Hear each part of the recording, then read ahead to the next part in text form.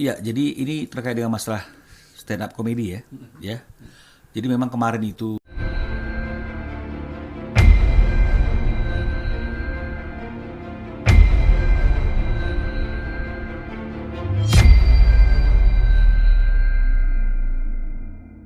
dan menjelek-jelekan Bertrand Peto. Nah, ini gimana tanggapan abang sebagai kuasa hukum dari Ruben sendiri? iya, jadi ini terkait dengan masalah stand up comedy ya. Ya. Jadi memang kemarin itu pagi-pagi Ruben sudah mengirimkan video video ke saya itu yang isinya adalah adanya suatu stand up comedy lawakan yang dilakukan oleh seseorang yang materinya kebetulan yang dijadikan materi itu lawakan itu adalah keluarganya Ruben ya, Onsu ya.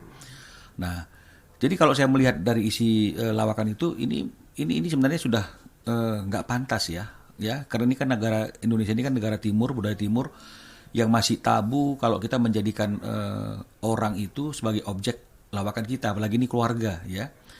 Nah, jadi di sini saya melihat bahwa unsur pencemarannya itu ada ya berdasarkan Undang-Undang Informasi Transaksi Elektronik, unsur yang berkaitan dengan masalah kesusilaannya juga masuk ya karena kan di situ kan juga ada hal-hal yang berkaitan dengan masalah ciuman kan begitu ya.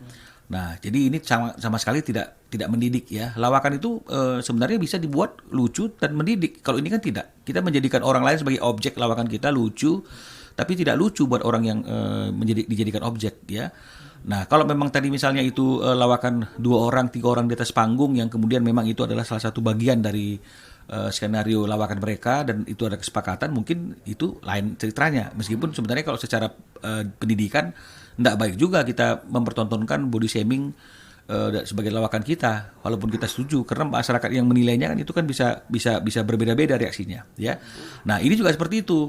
Bagaimana seorang anak dijadikan bahan lelucon terkait dengan masalah kedekatannya dengan ibunya dan kemudian dikaitkan lagi dengan bapaknya, ini sebenarnya tidak pantas. Dan kalau misalnya kita melihat dari sisi hukum juga bahwa pencemaran nama baik itu kan timbulnya itu kan juga ada syarat subjektivitasnya ya. Unsur subjektivitas itu adalah ketika seseorang sudah merasa nama baiknya dicemarkan, maka unsur pencemaran itu sudah mulai ada ya. Nah, karena pencemaran itu dilakukan melalui media elektronik, maka mungkin akan lebih tepat dan dekat dia ke Undang-Undang Informasi Transaksi Elektronik ya. Nah, kan kita lihat tuh lawakannya tuh banyak orang kan yang mendengarkan kan. Ada suara tertawa, kemudian itu juga menjadi suatu postingan yang viral yang disaksikan oleh banyak orang. Jadi unsur pencemarannya itu sudah masuk kalau saya lihat ya. Nah, jadi meskipun memang Ruben belum ada perkataan apapun ke saya, hanya masih kirim data, kirim video, dia minta saya keep agar itu bisa kita pegang. Mungkin pada waktu yang tepat Ruben juga mungkin akan mengambil suatu sikap kan untuk mengambil langkah berikutnya terhadap apa yang dilakukan oleh stand up comedy ini. Apakah langkah berikutnya ke depannya juga akan ada rencana melaporkan hal ini ke kantor polisi? Nah, ini yang saya belum bicara lebih jauh ya terkait dengan masalah langkah hukum itu ya. Tapi memang apa langkah lain yang bisa kita lakukan untuk mempertahankan hak kita secara hukum? Ya, masa kita mau debat di publik kan nggak mungkin juga ya. Jadi memang yang satu-satunya pilihan untuk melakukan perlindungan atas setiap tindakan-tindakan yang melawan hukum terhadap kita ya pasti kita akan melakukan yang namanya itu laporan ya. Tapi memang belum ada pembicaraan ke arah sana. Tapi kalau memang misalnya pada waktunya dianggap ini sudah kelewatan, mungkin langkah yang akan diambil adalah langkah hukum dengan melaporkan orang yang menjadikan keluarganya Ruben Onsu sebagai bahan lawakan dalam stand up komedi. Nah, cuma kan kita nggak mau terburu-buru, nanti kesannya Ruben kok norak banget, sedikit-sedikit lapor, tapi bagaimana lagi gitu loh. Kalau nggak ditanggapin orang jadinya dengan leluasa melakukan penghinaan yang terus-menerus dengan berbagai macam cara kan begitu, nggak ada henti-hentinya.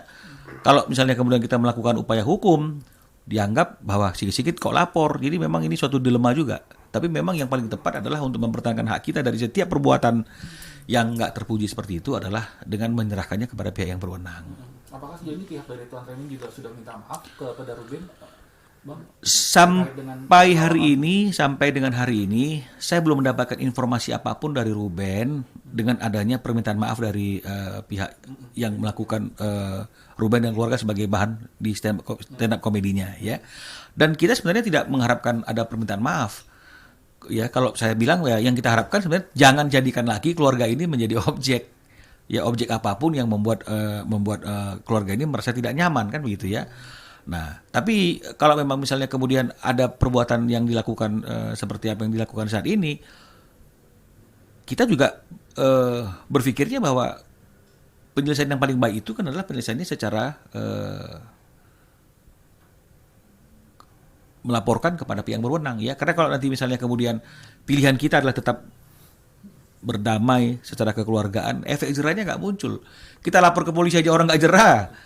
Ya apalagi kalau misalnya kemudian ada orang yang melakukan tindakan yang seperti ini, terus kemudian kita damai gitu ya. Besok ada lagi, damai lagi. Nah jadi akhirnya orang akan menjadikan ini sebagai terus-terusan objek yang membuat mereka merasa nyaman kan, karena nggak ada efek apapun. Saya kira seperti itu dia, Mas. Bang, ini kan juga di berita kan si Ruben kan juga membalas lewat sosmed juga Bang yang atas apa bahan candaannya itu karena tidak izin dengan Ruben dan akhirnya Ruben membalas di WA di sosmednya dia. Ini apakah sudah tepat apa yang dilakukan oleh Ruben sejauh ini menurut Abang sebagai kuasa hukumnya Ruben Bang? Gimana ulangi? Jadi pihaknya Ruben membalas video yang tentang Ridwan itu Bang. Nah atas perbuatannya Ridwan itu. Nah, menurut Abang apakah yang dilakukan Ruben sejauh ini sudah tepat untuk membalas di sosmed itu sendiri? Sebenarnya kan begini ya.